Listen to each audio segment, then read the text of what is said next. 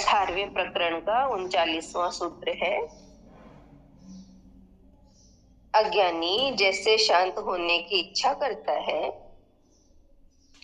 वैसे ही वह शांति को प्राप्त नहीं होता है, किंतु धीर पुरुष तत्व को जानकर सदैव शांत मन वाला है।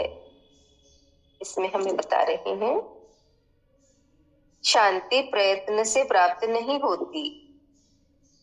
अज्ञानी शांत होने के लिए भी प्रयत्न करता है। शांत होने की इच्छा करने से भी चित्त में तरंगे उठती है।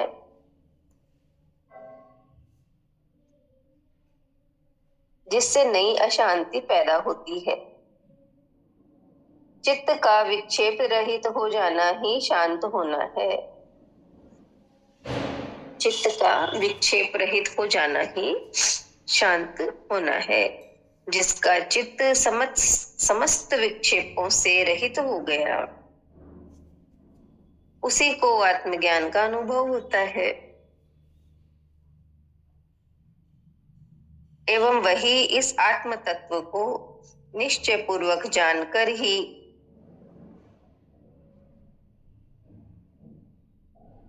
सदैव शांत मन वाला होता है। द्वंद्व से रहित होना, समभाव में स्थित हो जाना एवं सर्वत्र उस एक आत्मा के अनुभव के बिना शांति नहीं मिल सकती।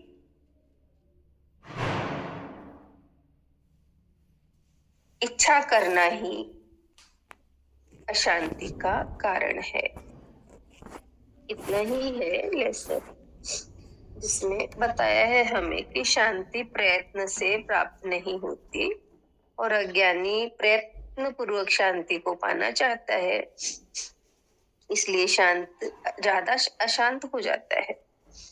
क्योंकि शांत होने की इच्छा से उसके भीतर में, उसके चित्त में तरंगे उठती है कि मैं कैसे शांत हूँ, क्या करूं जिससे मैं शांत हूँ। ये तरंगे उठने लगती है, जिससे नई अशांति पैदा हो जाती है। तो बताया कि चित्त का विक्षेप रहित हो जाना ही शांत होना है। यानी चित्त में कैसी भी परिस्थिति आए सम्मुख, उससे हमारे चित्त में विक्षेप नहीं आए। यानी हमारा चित्त हिले नहीं, शांत रहे, अडोल रहे, कैसी भी स्थिति हो तो है वो शांति। इसलिए कहा चित्त का विक्षेप रहित हो जाना ही शांत होना है। और जिसका चित्त विक्षेप रहित हो गया, उससे ही आत्मज्ञान का अनुभव होता है और वो ही सदैव शांत मन वाला होता है। हरिओम। नविता बताएंगे। कविता नहीं है। आ गई क्या? हाँ, मैं ज्वाइन कर लिया अभी। ठीक है। हरिओम। बताइए। हरिओम। आज के सूत्र में ये बताया कि जैसे शांति की इच्छा होने से शांति नहीं मिलती है। तो अज्ञानी क्या है कि शांत होने के लिए या शांति पाने के लिए प्रयत्न करता है, और जितना प्रयत्न करते हैं तो कहा कि उतनी ही हमारी चित्त में तरंगे उठती है। तो जो तरंगे उठती है उससे अशांति फैलती है। तो यहाँ पे ये बता रहे हैं कि चित्त का विक्षेप रहित होना ही, यानी कि वो तरंगे न उठना ही उसमें शांत होना है, तब शांति मिलती है। यानी सारे द्वंद्व से परे होके समभाव में स्थित होना, आत्मज्ञान को मतलब तब आत्मज्ञान को उपलब्ध हो जाता है ज्ञानी पुरुष। तो उसका चित्त शांत ही रहता है फिर। तो यहाँ पे यही लगा कि वो जानना ही शांति को पाना है, न कि शांति के लिए कुछ प्रयत्न करना। तो ज्ञानी की स्थिति ऐसी होती है कि उसका चित्त हमेशा शांत होता है, और अज्ञानी शांति पाने के लिए अपने चित्त को शांत करने के लिए प्रयत्न करता है, और जितना प्रयत्न करेगा उतना ही अशांति फैलती जाती है। इस तरह से आज के सूत्र में। हरिओम। हाँ, बहुत सुंदर। बहुत अच्छे से बताया। किरण आंटी आप बताएंगी? जी जय गुरुदेव। जय गुरुदेव। बताया ना कि शांति सब लोग चाहते हैं। गुरुदेव ने एक प्रवचन में भी कहा था कि शांति सब चाहते तो हैं पर शांति मिलती क्यों नहीं है। तो इसमें बताया कि ये फर्क, स्थिति में फर्क ये है कि एक व्यक्ति ज्ञानी है और एक अज्ञानी है। तो ज्ञानी कुछ चाहत नहीं है, तत्व को उसने जान लिया।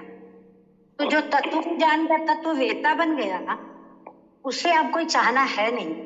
जब चाहना नहीं है तो कोई कर्म भी नहीं है, क्रिया भी नहीं है, क्योंकि क्रिया से ही विक्षेप आता है मन में। वो चाहने की क्रिया भी विक्षेप लाती है। तो ये कहा कि कुछ नहीं करना पड़ता है ज्ञानी को, वो शांत ही है, शांत भाव में है। जैसे सुना था ना कि एक साधु बैठे थे और वो जो ये क्या नाम, विश्व विजेता सिकंदर उनके सामने जाके खड़ा हो गया। तो बोले आप कुछ नहीं करते। तो बोले तुम कर रहे हो, तुम क्या प्राप्त करना चाहते हो? बोले मैं सारे संसार को जीत के मैं शांति से बैठूंगा। तो बोले तुमको दिख नहीं रहा मैं शांति से ही बैठा हूं। तो शांत होने के लिए कुछ करने की जरूरत नहीं है, परंतु जब तक ज्ञान नहीं होता तब तक वो कुछ करने के लिए विचार करता रहता है और वही उसे फिर अशांत करता है, उसके अंदर और तरंगे उठती है। तो समझाना यही चाहते हैं गुरुदेव कि शांत होने के लिए कुछ नहीं करना, केवल तत्व को जानना है। और तत्व जानना इतना आसान नहीं, बोलना तो बहुत सरल है कि तत्व को जानना है, परंतु तत्व को जानने के लिए साधना चाहिए अंदर की।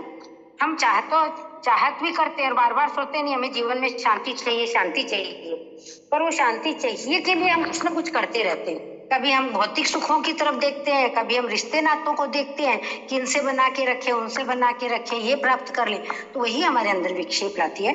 तो यही कहा कि शांति हर किसी को नहीं मिलती है, परंतु जिसने तत्व को जान लिया वो शांत ही है, उसे कुछ करना नहीं। जय गुरुदेव।